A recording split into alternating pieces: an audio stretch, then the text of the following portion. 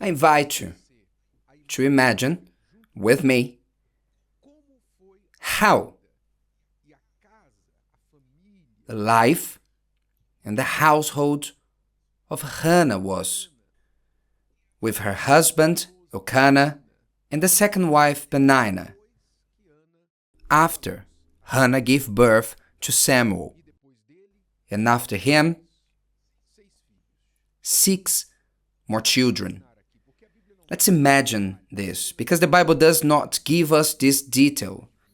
Because in the prayer of Hannah, for Samuel chapter 2, he gives us an idea of what probably has happened, because Hannah's prayer, which is one of the most beautiful prayers in the Bible, which was even mentioned by Mary when the angel Gabriel spoke to her, she said in this prayer the following: "My heart rejoices in the Lord. My horn is exalted in the Lord. I smile at my enemies, because I rejoice in your salvation." And later she says, look at what she says: "Those who were full have hired themselves out of bread," which were poetic words. She was saying the following: God has changed my fortune, which means those who thought to be blessed and exalted and strong, they fell, and those who were found weak and cursed were exalted, strengthened, and blessed, which was what happened to her. Then she says, "Those who were full have hired themselves out for bread, and the hungry have ceased to hunger. Even the barren has borne 7, and she who has many children has become feeble." So, this indicates that Peninnah stopped giving birth. She stopped having children.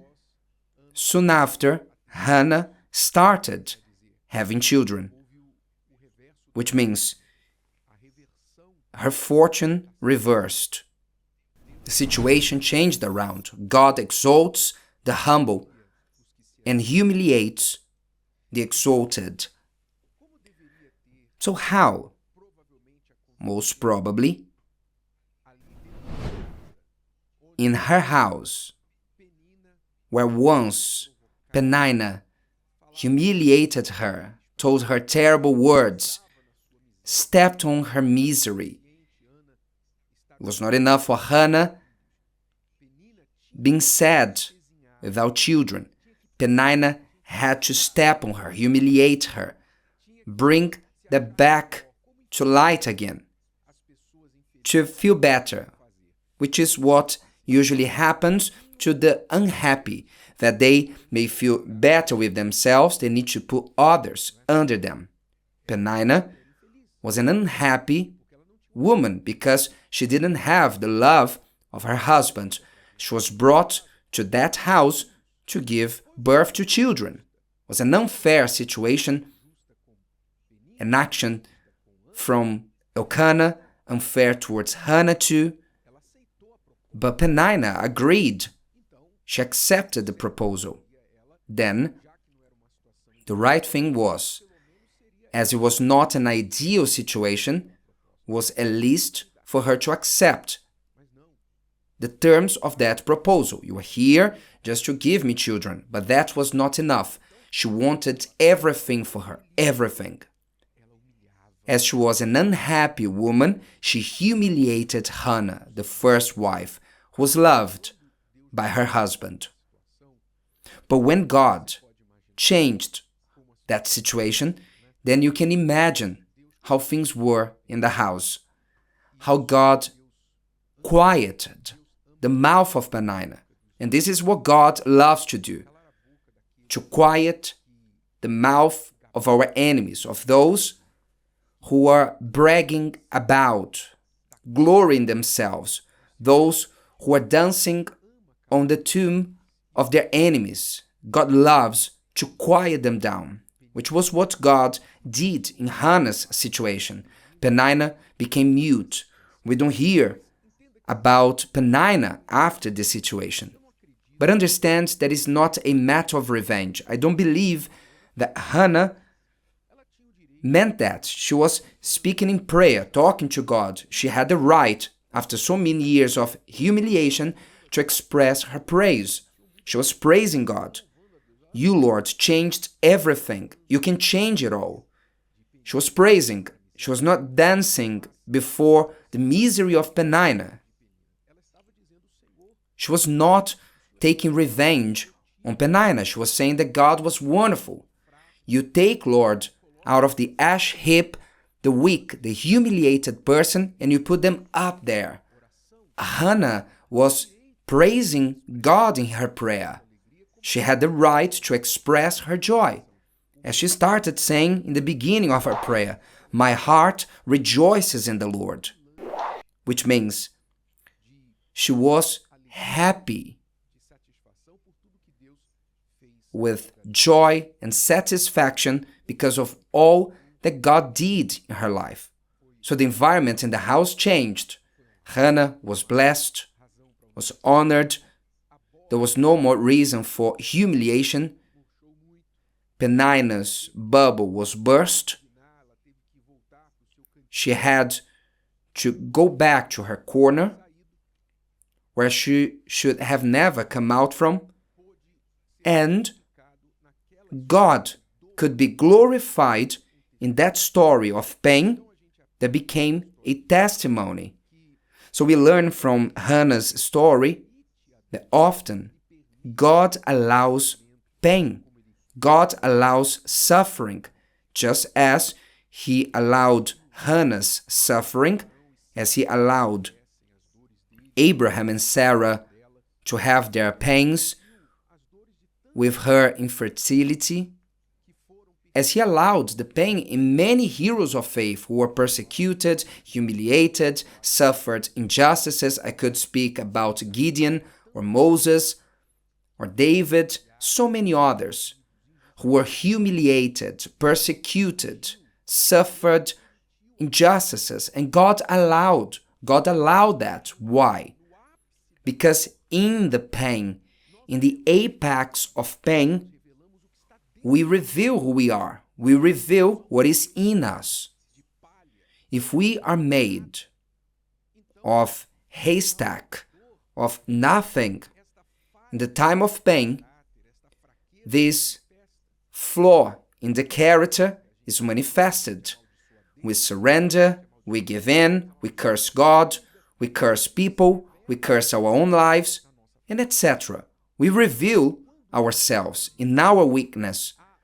But when in us there's something pure and sincere, not that we are good, because the word says that nobody's good in God's standards, but when there's sincerity, truth in us, then when we still believe in the good principles, good values, when we still believe in God's justice, in God's character, it is in the pain that these good principles flourish in us. And we grow against the problem. When the problem suffocates us, pushes against a corner with a knife on our neck, our strength becomes a giant, and we manifest faith because there's no other option. Either we manifest faith or we are swallowed up and disappear. And this is what happened to Hannah in the apex of her pain, of her provocation that she suffered from Peninnah. She exploded in faith. She broke through in faith. She broke away from every religiosity that she was accustomed to. She went to God with no mediators, and she changed her story in one prayer. One prayer, not involving priests, her husband, or rituals. Simply in a sincere prayer, when she finally understood that she had to offer what she wanted the most, to whom she believed in. When she offered not the offerings that her husband would give to her, but when she offered what she had of most value in her, that desire to be a mother, when she gave that up to God, she was free, both from the oppression of her rival and the self-demand, the demand from society, and from her anxiety, her bitterness. She was free from all that. When she let go of that and gave it to God, God gave it back to her. Dear friends, sometimes God allows the pain so that we may react. We may come out of our shell. We may come out of our comfort zone, of waiting for others, lamenting and nagging. Life was unfair, God forgot me, so-and-so didn't help me, or they don't help me. God allows us to reach the limit to our pain, to say, it's only me and God. I can't wait for anyone. God does not want us to live a religiosity, but a true and sincere faith that counts on Him, that deals with Him as the character that He presents in His Word, as a Father. When we manifest this, faith is activated. And I can imagine in Hannah's house, I'm just imagining.